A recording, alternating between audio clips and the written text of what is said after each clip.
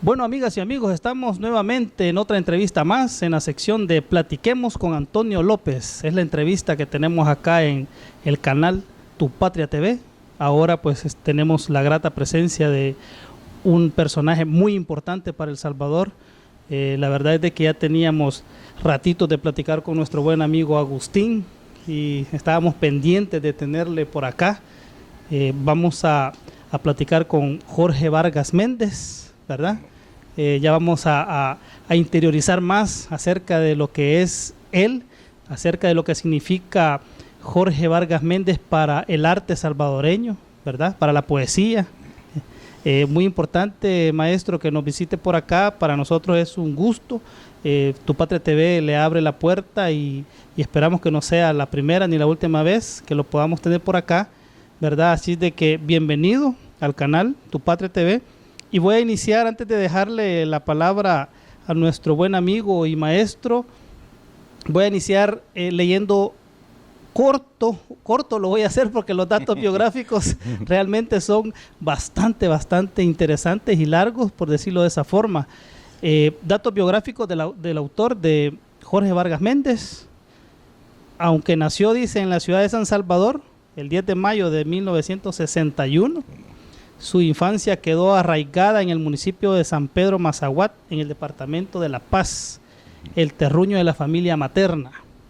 Se graduó de bachiller en el Instituto Nacional Nocturno General Manuel José Arce de la misma ciudad capital en 1980. Licenciado en Ciencias de la Educación, Universidad Francisco Gavidia, 1988. Becario de Radio Netherlands Training Center, 1995 y 1998, lo que le permitió especializarse en producción radiofónica. Esa es otra área que también es importante e interesante conocerla, ¿verdad? Laboró como productor de radio durante 15 años, 1991-2006. Ha sido docente de letras, hoy literatura y lenguaje, ciencias sociales e inglés en varios colegios capitalinos. Docente en la Universidad Centroamericana José Simeón Cañas, UCA, donde impartió producción radiofónica, y de la Universidad Francisco Gavidia 2008. Entre febrero de 2007 y mayo de 2008 fue director del quincenario, el periódico Nuevo Enfoque, en formato digital y físico. Cultiva la poesía, la narrativa y el ensayo. Y podemos seguir con los datos biográficos y realmente son bastantes. Repito nuevamente, para nosotros es un gusto estar acá con Jorge Vargas Méndez, quien es muy conocido en el área de las artes en El Salvador, de la poesía. Entiendo que vienen de un evento acá en Santa Ana, ¿verdad? Donde se hizo hubo un recital, la presentación de un libro además. Bienvenido. Muchas gracias, un agradecimiento especial a este programa por habernos invitado, Tu Patria TV. Muchas gracias. Sí, ciertamente acabamos de tener un pequeño evento en la biblioteca David Granadino, aquí en la ciudad de Santa Ana, y cuando me dijeron de la oportunidad de estar aquí con este programa y con su persona, pues yo dije con todo gusto, y muchas gracias por la invitación, les agradezco, y un saludo para todos los amigos y amigas que nos sintonizan. Quiero decirle que este programa, la entrevista Platiquemos con Antonio López, se ve bastante en el país, pero también tenemos algunos amigos y amigas que nos ven en Italia, en España, en Suecia, Canadá, Estados Unidos. En Argentina hay unos amigos que les gusta bastante la poesía. Sí, y no. cuando hemos hecho algunos programas que invitamos a poetas salvadoreños, santanecos, ahí tenemos siempre la opinión de ellos. Entonces también nos ven por esos lados. Así es de que los salvadoreños, como estamos regados, por supuesto. Sí, así es, sí. Bueno. Así es de que iniciar por preguntar cómo es que surge Jorge Vargas Méndez en esta área de lo que es el arte. Bueno, don Antonio, es una pregunta bastante compleja y nos lleva mucho tiempo llevaría. Bastante tiempo atrás, ¿verdad? Bueno, uno comienza a escribir de niño, ¿verdad? Este servidor comenzó a escribir de niño. Primero, con motivo de la celebración del Día de la Madre, pues nos animaban nuestros padres, o mi padre me animaba a escribir. Y uno va desarrollando ese interés por la poesía y no quiere decir que desde ese momento uno se queda escribiendo, no. Ahí, digo yo, nos nace, o tenemos a la mano la semilla, o es la semilla sembrada, dijéramos, ¿verdad? Ya es con transcurso de los años, ya en bachillerato, ya cuando uno entra a la adolescencia, es que uno comienza ya a escribir, ya cuando se enamora, cuando le parece a una chica, y entonces ahí va uno uno ya sabe que trae esa necesidad de expresar. En primer lugar, la poesía, como cualquier otra expresión literaria, es comunicación, fundamentalmente.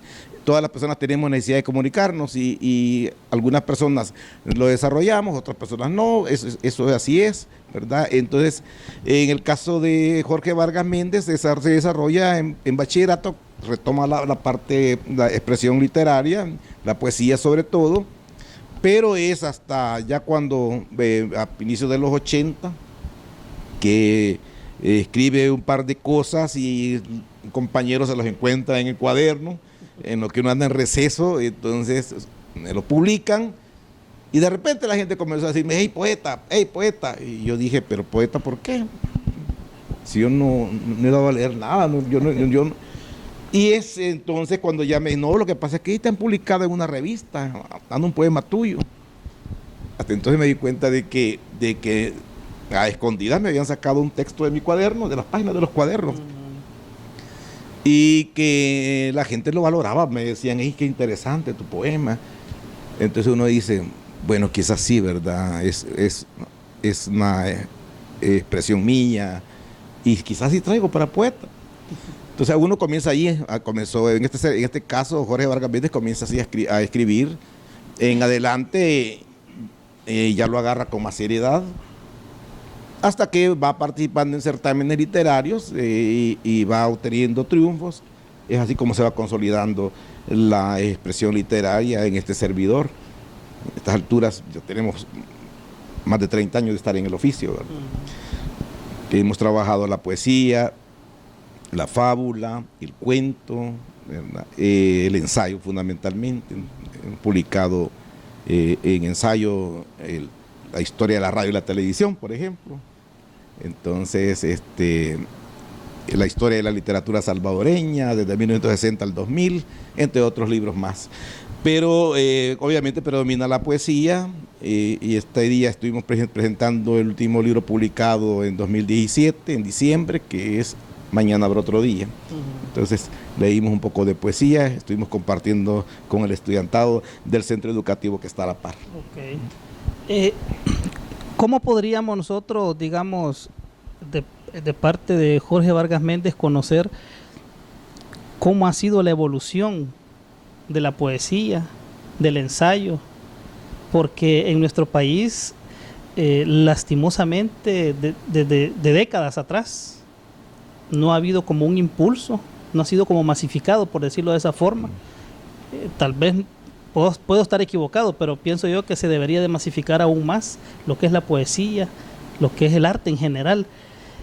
No sé si eso sería un elemento tan importante como para no tener una sociedad tan violenta como la que tenemos. Pienso yo que sí, pero ¿por qué no se hace? ¿Por qué no se habrá hecho en todo este tiempo? Bueno, en lo personal, considero que la poesía es un derecho humano.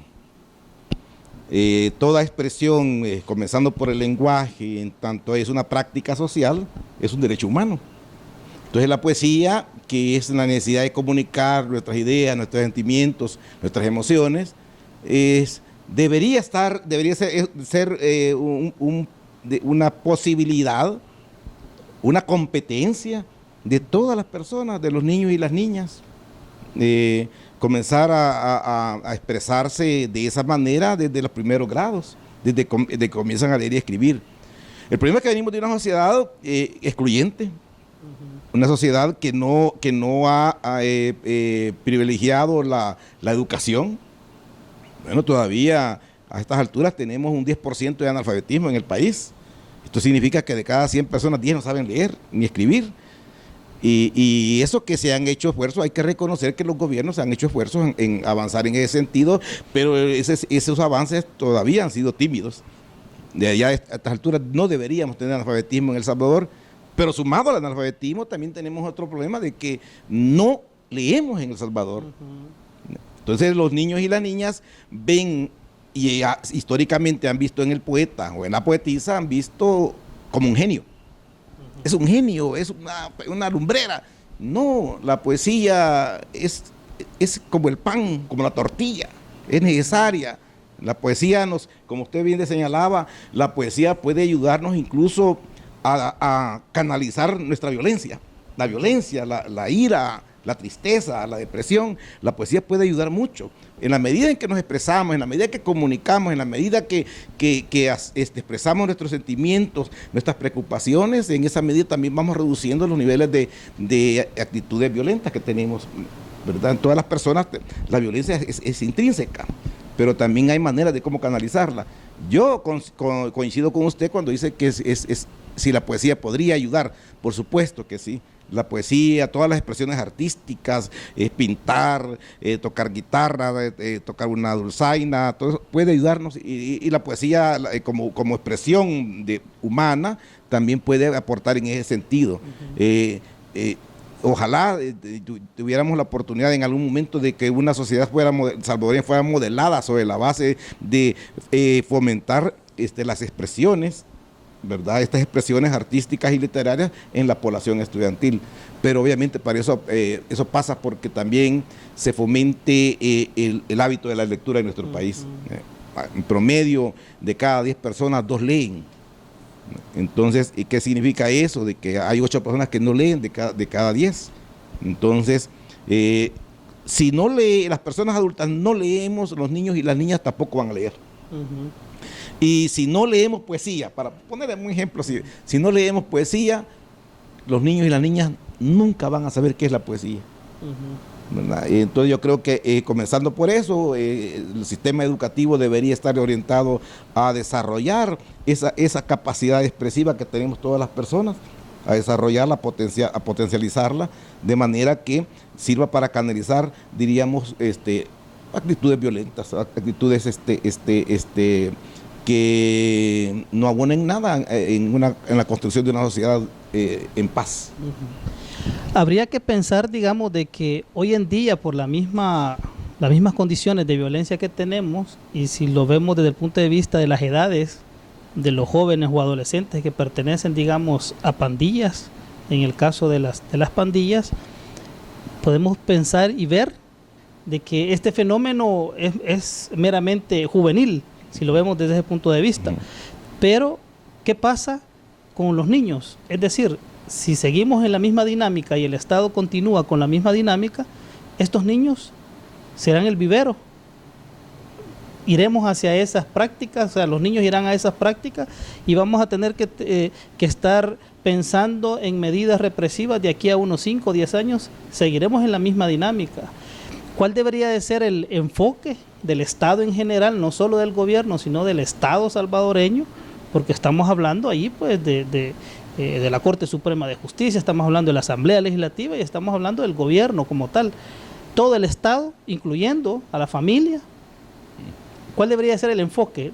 ¿Cómo deberíamos de iniciar o cómo deberíamos de romper este ciclo y cómo romper estas prácticas que hasta ahora tenemos? Vemos en las casas, vemos en las escuelas, en actividades de niños, por decir algo, el Día del Niño o una payasada, vemos que la música que se pone, por ejemplo, es música de esta música reggaetón y todo eso. O sea, ¿cómo vamos a romper ese ciclo si seguimos con esas prácticas? Sí, bueno, todo tiene que ver con la educación, desde nuestra modesta visión, ¿verdad? Quiero decirle, nos señalaba lo de los niños y niñas que pareciera que son un vivero de estos grupos. Solo pensemos en lo siguiente, que la mayor parte de estos muchachos y muchachas que andan en los grupos, fundamentalmente muchachos, cuando se investigan las edades, las edades en los que, el nivel escolar, encontramos que la mayoría ha hecho 4º o 5º grado. Fíjese todo lo que se perdió. Y tienen cuarto, quinto grado y ya tienen 28, 18, 20 años. Y solo tienen cuarto, quinto grado. ¿Y ya tienen hijos? Y ya tienen hijos. Entonces, fíjense, ahí tenemos ya un detalle, un elemento que convendría analizar. La educación fundamentalmente nos ayuda a tomar mejores decisiones. El desarrollo de nuestras habilidades intelectuales, el desarrollo de nuestra expresividad, de nuestras expresiones, en este caso las artes, las letras, y lo digo de esa manera porque hay quienes piensan que las letras no son expresión artística. Entonces, puede ayudar mucho. Quiero decirle que hace poco estuve participando en un recital poético en la Universidad del Salvador, y ahí participó un grupo de poetas, lo voy a decir de esta manera, un grupo de poetas que son internos de los centros penales y que están participando en este programa Yo Cambio. Yo Cambio. Bueno, me invitaron al recital y yo me senté en la mesa, había como 10 personas participantes, lo voy a decir de esta manera en este caso. Cuando de repente me doy cuenta que les comenzaron a presentar quienes iban a leer y eran internos. Leyendo poesía escrita por ellos muy buena. Muy buena poesía de calidad. Y luego uno de ellos me dice, don Jorge, yo tengo su libro, lo llegaron a vender a la penitenciaria y yo lo compré. ¿Cuál libro? Y me dijo el título. Entonces uno dice, sí es posible cambiar. Y no llegando a ese nivel, sino desde abajo, desde los primeros años de edad del niño y la niña. Yo creo que ahí es posible a través de la educación, a través del desarrollo de sus habilidades. Obviamente, si esto se hubiera hecho desde hace tiempos, yo creo que no tendríamos este problema. El problema es que hemos ido postergando y como se oye decir, la educación de un pueblo es algo a lo que menos le apuestan los políticos. ¿Por qué razón? Porque no da frutos inmediatos. Y esos frutos inmediatos son los que permiten reelegirse. Es decir, hemos llegado a ese nivel de considerar que la educación, como no da frutos electorales, entonces no hay que apostarle. Es algo que no se ve de manera inmediata. Para que podamos ver los resultados de la educación, tienen que pasar 10, 15 años. Y muchas veces los políticos no están dispuestos a esperar tanto, porque lo que quieren es reelegirse dentro de 3 años.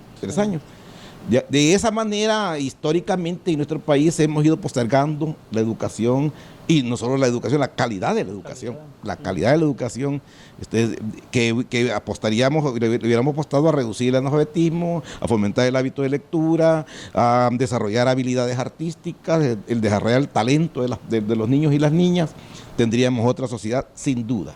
Sin duda, no estaríamos en estas circunstancias. Creo que podemos revertir eso, yo creo que sí, pero los esfuerzos que se van a tener que hacer son triplicados, ¿verdad? ¿Estamos atrasados en todas esas áreas? Sí, mi opinión es que sí, que hemos perdido terreno, ¿verdad? Inmediatamente que se firmaron los acuerdos de paz, hubiéramos pasado a desarrollar una cultura los acuerdos de paz hubieran pasado a desarrollar una cultura de paz. Es decir, para que las personas, las familias que venían afectadas por la guerra, las que se involucraron directamente, hubieran pasado a una especie de transición de la guerra a la paz. Es decir, pacificar a la población. Prácticamente lo único que se hizo con los acuerdos de paz es el armisticio. Se cerraron, se callaron las armas. Pero la sociedad quedó conflictiva siempre. La guerra económica prácticamente continuó. Exactamente. Y eso que fue generando también polarización social, conflictividad, la desintegración familiar que implicaron 10 o 12 años de guerra. Entonces también fue generando una sociedad también conflictuada y conflictiva. Ese ciclo que se inició, diría yo, en 1932. Sí. Se cerró en 1992, el primer ciclo. Sí.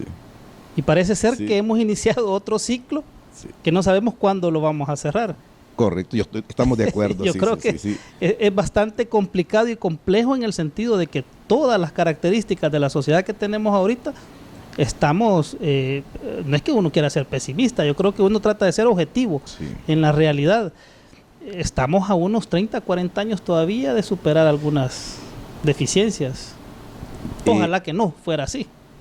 Sí, la esperanza es que se pueda superar al más corto plazo, pues, ¿verdad? Pienso yo que reorientando la educación, reorientando la cultura, toda acción violenta, toda conducta violenta responde a una cultura. Entonces, no hemos trabajado la cultura, una cultura de paz, donde las personas desarrollen un comportamiento de solidaridad, donde haya igualdad y equidad, por ejemplo, en las relaciones entre hombres y mujeres, donde se reduzca la violencia. No hemos tocado esos temas, y la cultura tiene mucho que ver. Hay quienes opinan que la cultura, que eso no tiene nada que ver con la cultura, pero realmente el comportamiento humano es fundamentalmente cultural. Es cultura. Mientras no trabajemos la cultura, quiero decirle que como escritor, como poeta, en algunos momentos hemos discutido estos temas con otros colegas y otras colegas, y consideramos de que el Ministerio de Educación y el Ministerio de Cultura deberían trabajar de la mano para poder responder a una sociedad que vive ya diríamos al cierre del primer cuarto del siglo XXI. Pero lo que pasa es que tenemos una sociedad que está todavía viviendo en los 90, conflictiva, polarizada. Entonces, debería de considerarse la posibilidad de que el Ministerio de Educación y el Ministerio de Cultura trabajen las dos instituciones, las dos carteras del Estado, en función de construir una sociedad democrática, igualitaria, participativa, pero eso pasan porque también haya voluntad política para hacerlo.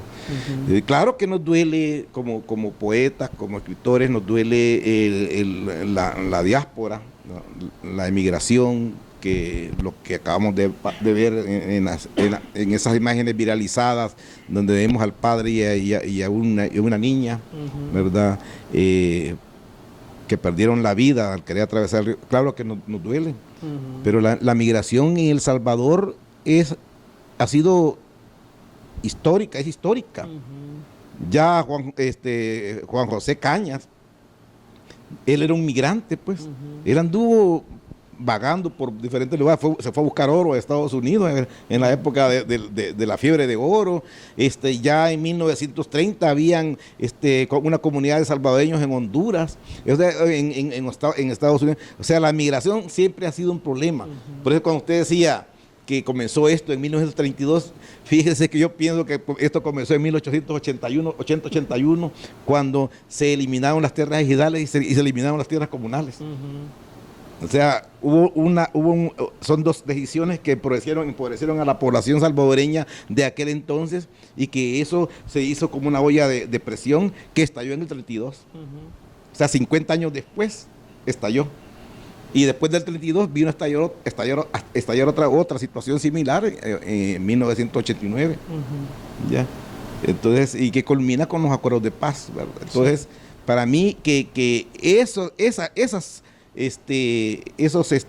comportamiento, esa beligerancia, esa conflictividad tiene mucho que ver y con como se dice, tiene como base problemas estructurales. De hecho, la migración ha estado a través de toda la historia de la humanidad, porque si nos remontamos a la historia misma del ser humano, siempre han habido migraciones.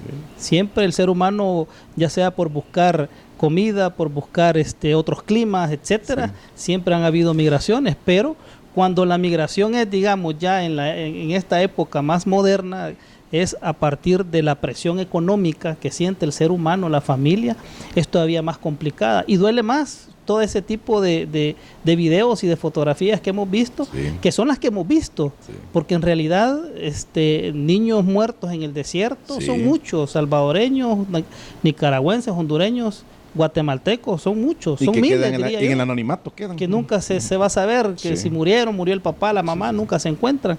Es lamentable todo ese tipo de situaciones.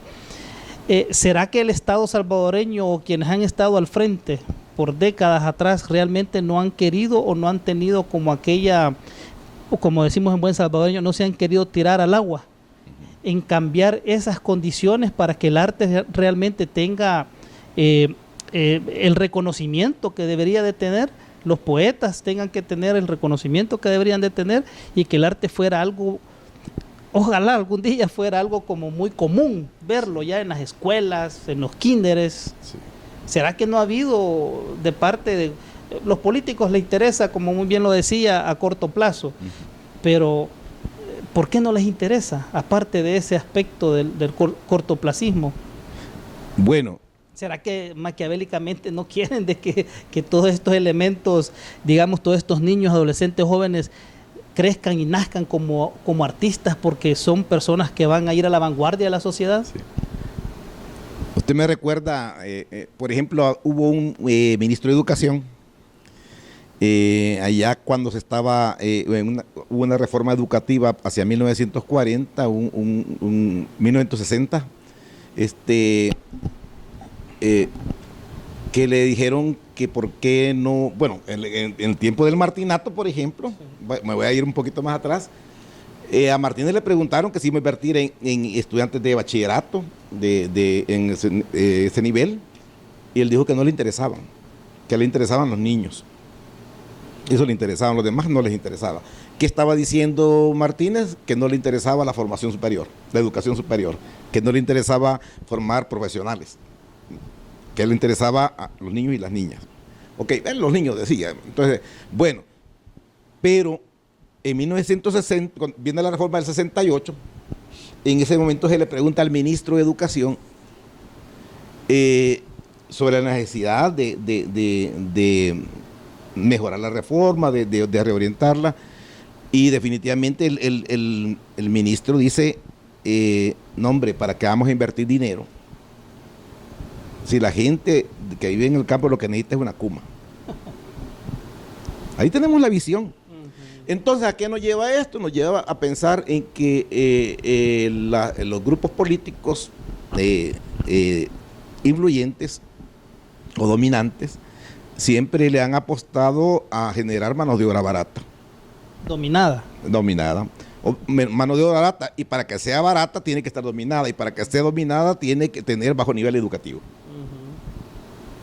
Porque la educación abre conciencia, la educación nos enseña a razonar, la educación nos enseña a tomar las mejores decisiones.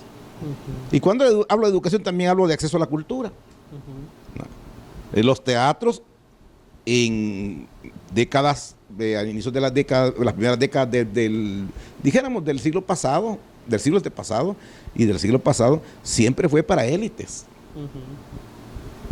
El teatro de San Salvador, el teatro de Santa Ana, fue para élites, para que llegara la clase que vivía en los alrededores del Parque Central, del Parque Libertad, ¿verdad?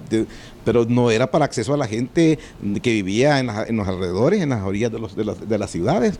Entonces, así como no se le permitió el acceso diríamos, al hecho cultural, al hecho artístico, tampoco se le permitía el acceso a la educación, porque la intencionalidad era otra.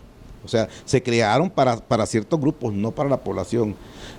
Ha sido grande la lucha incluso del magisterio, de ir avanzando, ir rompiendo esos esquemas, pero todavía tenemos gente que cree que, por ejemplo, esto nos lleva a otra situación de la realidad, cree que las mujeres las niñas deben aprender a echar tortillas y a cocinar porque para eso se está preparando la vida. Que las mujeres deben estar en la casa. Todavía hay gente, lo vemos en las redes sociales, que dice, no, esta que se regresa a su casa, en la cocina se le espera. Todavía, con la concepción. Entonces, yo creo que necesitamos construir nación. En este país tenemos país, ¿ya? Tenemos un Estado, pero no tenemos nación. ¿Cuándo vamos a construir nación? Vamos a construir nación cuando todos los grupos políticos, toda la población, todos caminemos y avancemos hacia un destino común de desarrollo y bienestar para toda la población sin exclusión ninguna. Entonces, ¿y esto qué significa? Pensar en El Salvador como nación. Y eso significa que apostarle a la educación. Ahora sí, he escuchado voces que están hablando de apostar a la educación. Pero ¿hasta cuándo? ¿Hasta cuándo se está hablando de apostar a la educación? Y ojalá tampoco que no quede solo en palabras, el discurso, sino que se haga. Yo creo que a la vuelta de 5 años se pueden hacer muchas cosas. Se pueden hacer muchas cosas, sentar las bases para una sociedad que avance, ¿verdad?, hacia modelar una nación. En donde una nación que significa que lo que a usted le ocurra me preocupa. Lo que le ocurra y le afecte a la gente que vive de la agricultura me preocupa a mí. Y lo que le afecte al sector empresarial también le afecta a todo. O sea, que nos preocupemos por el bien común. Cuando comencemos a ver el bien común como un punto de llegada, entonces vamos a estar cerca de construir nación. Por de pronto lo que tenemos es un país, pero nos falta mucho que construir, ¿verdad? Solidaridad y sobre todo compromiso el desarrollo humano, solidaridad, porque si no partimos de solidaridad que sustituye a la caridad, que sustituye no, hágalo por caridad, no, se hace por solidaridad. ¿Qué significa eso? Que también me preocupa que aquella persona no esté en la ruta de lograr su desarrollo, ¿verdad?, de su bienestar económico y todo eso. Es difícil cuando vemos que en nuestro país hay grupos que pelean por sus intereses. Lo hemos visto en estos últimos 20 años después de la firma de los acuerdos de paz, ¿verdad? 30 años dijéramos, y estamos en la ruta hay una posibilidad de comenzar a avanzar en esa ruta. Yo tengo confianza de que así se puede lograr. Interesante cuando se mencionan esos conceptos, porque el concepto de nacionalismo, por ejemplo, hay muchos que, hasta hay un partido político que dice ser nacionalista, y creo que de nacionalistas realmente no tienen nada, porque vendieron y regalaron mucho. Y es interesante todo eso. Quisiera que habláramos, ya vamos terminando la entrevista, pues en televisión y en entrevistas es bastante corto el tiempo, pero interesante. Quisiéramos que habláramos del libro, que nos mostrara el libro y que nos hablara acerca del libro, que eso también a nosotros quisiéramos que lo conocieran nuestros amigos y nuestras amigas. Bueno, sí, gracias. Bien, el libro el que hemos presentado este día en la Biblioteca David Granadino es una antología poética personal, Mañana habrá otro día. El libro es una selección de lo producido por Vargas Méndez, dijéramos de 1988 hasta 2017. Es una selección. ¿Qué significa una antología? Bueno, que de toda esa producción a la que tuvimos acceso, a la que todavía guardamos papeles y todo eso, hicimos una selección y algunos poemas se quedaron afuera y otros fueron incorporados. El propósito de la antología es, como bien ya lo señalábamos y lo hablábamos hace un momento, es rescatar del olvido algunos textos poéticos de este servidor, porque durante la guerra no hubo tiempo para que nos leyeran, y además no había posibilidades de publicar. Y entonces decimos, bueno, rescatemos esto, publiquémoslo y démoslo a conocer. Y es así como nace la idea de integrar este libro que se llama Mañana habrá otro día, antología poética personal. Ahora, en ese libro quisiera yo, para que nos explicara y tal vez nos pudiera también recitar algo. ¿Cómo no? Claro. Sería que interesante. Sí. Tengo acá unos datos de los que leía yo, de los datos biográficos. Algo que me llamó mucho la atención. Dice, hablando acerca de Jorge Vargas Méndez: es irremediablemente un hombre de gran sensibilidad humana y por ende con una profunda sensibilidad poética y artística. Me gustó esa frase porque realmente, por todo lo que hemos platicado en esta entrevista, todo eso es lo que se expresa, todo eso es lo que se puede lograr. Sensibilidad humana, en los niños que lograran, ojalá en el kinder, en la escuela, se iniciara desde esa edad a leer poesía, aunque el niño tal vez no lo escriba él o ella, pero que el niño agarrara un poema y lo leyera frente a sus compañeros. Yo creo que eso no se hace.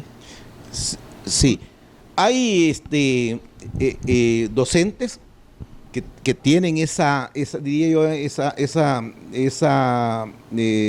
iniciativa.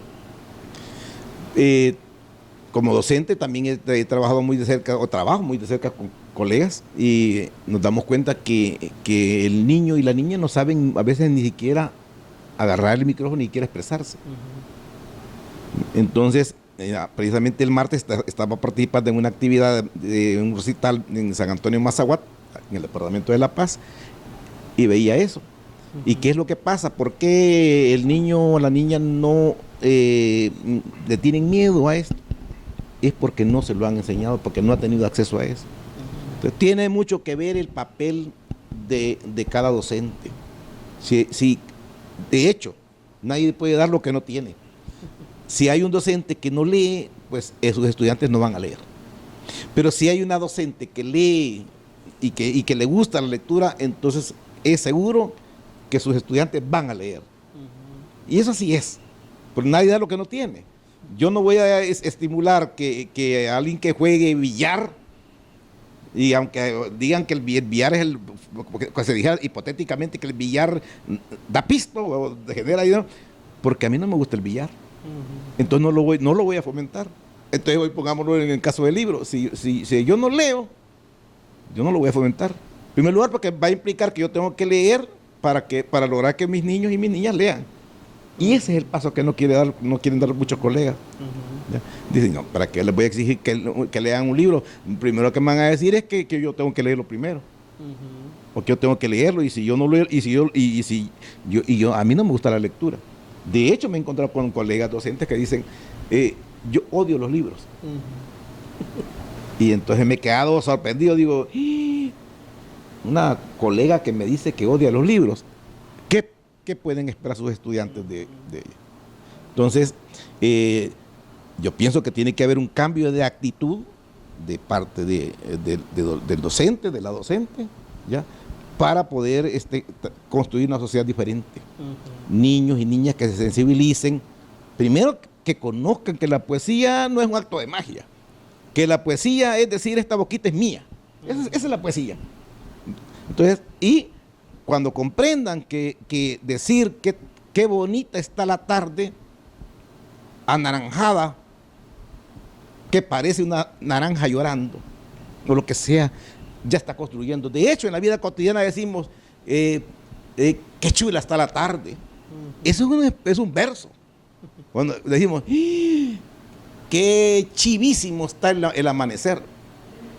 Entonces, los niños y las niñas son ingeniosas para eso, pero ¿qué es lo que pasa? Cuando el docente no estimula, no fomenta eso, ahí se queda. Entonces yo creo que tiene que haber mucho, y por eso hablaba de que el Ministerio de Cultura y el Ministerio de Educación deberían trabajar a la par.